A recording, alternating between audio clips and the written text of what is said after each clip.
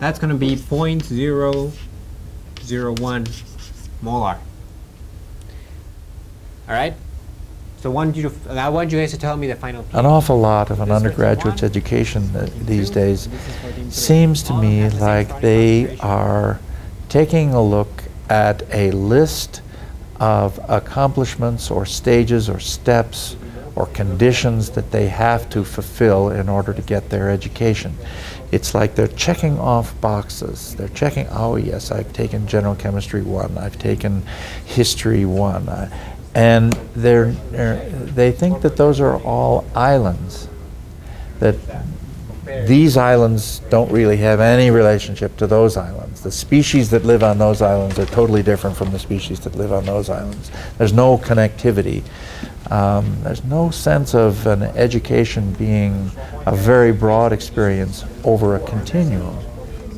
And I think one of the things that we can do with peer-led team learning is to bring that sense into the program, that what the students learn in the first semester of general chemistry or in pre-calculus can be used in second semester general chemistry or in calculus 1 or calculus 2. The idea of studying in teams, forming teams of lasting trust within the team, so that people can admit, I don't understand that, I don't understand that, and there's no embarrassment that they don't understand something. They feel very free to admit their deficiencies or admit that they don't understand everything.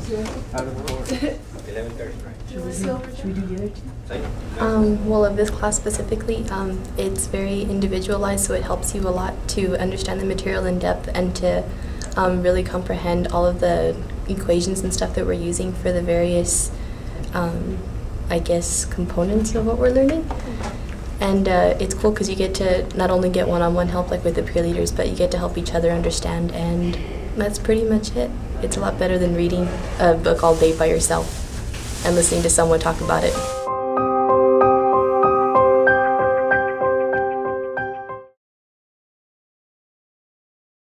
Students actually see some hands-on activities during the peer-led sessions. That's really a unique aspect of the program that we've developed here at UTEP.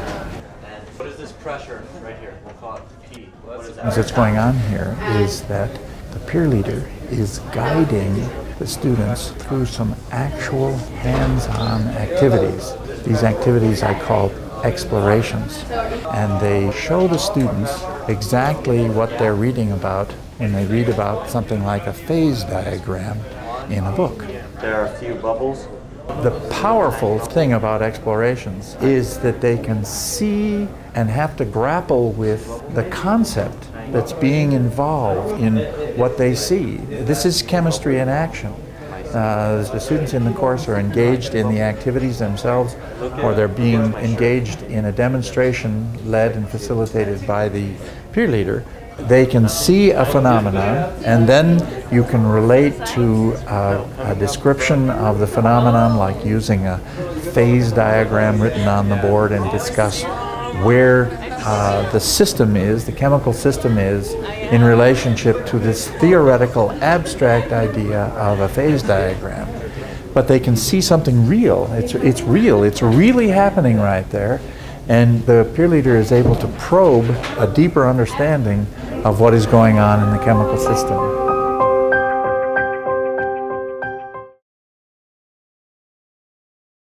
I'm trying to help students learn the concept of redox reactions, as well as refresh a little bit about nomenclature. What happens when you mix that copper wire with silver nitrate? I want someone from this group over here to write the whole equation on the board.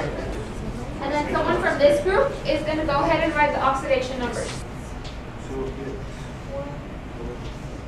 2 plus already over here.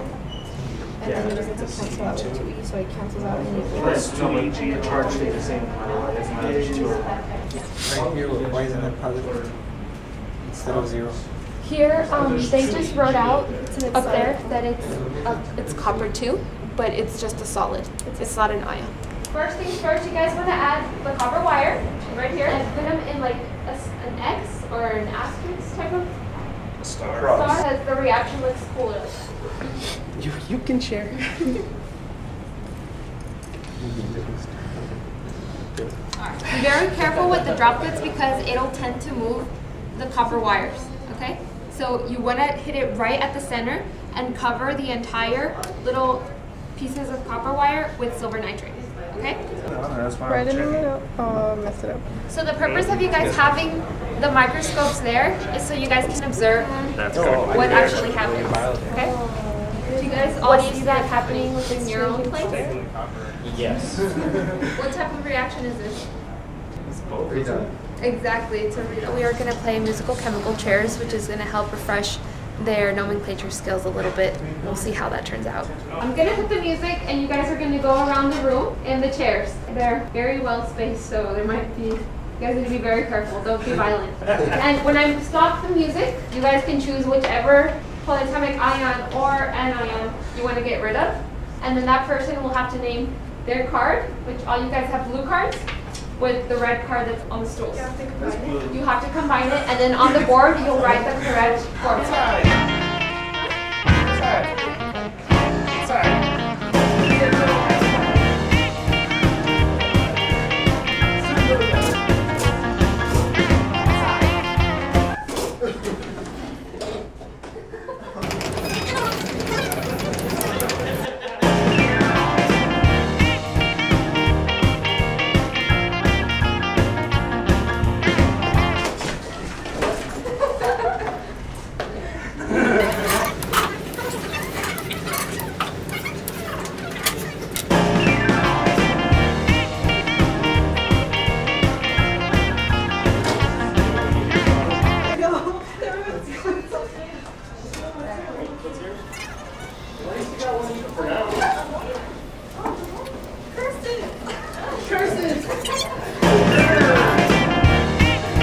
So this is a development of stories. This is stories about chemistry, chemistry in action.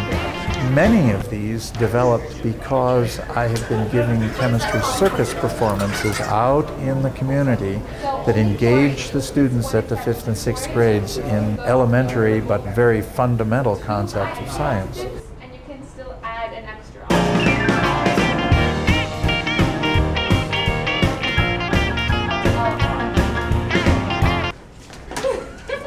The peer leaders developed many of these stories. They have contributed enormously to the engagement of students in these explorations. The peer leaders have made 70, to this point, between 2000 and 2011, the peer leaders have made 78 presentations of their original contributions to the literature of learning.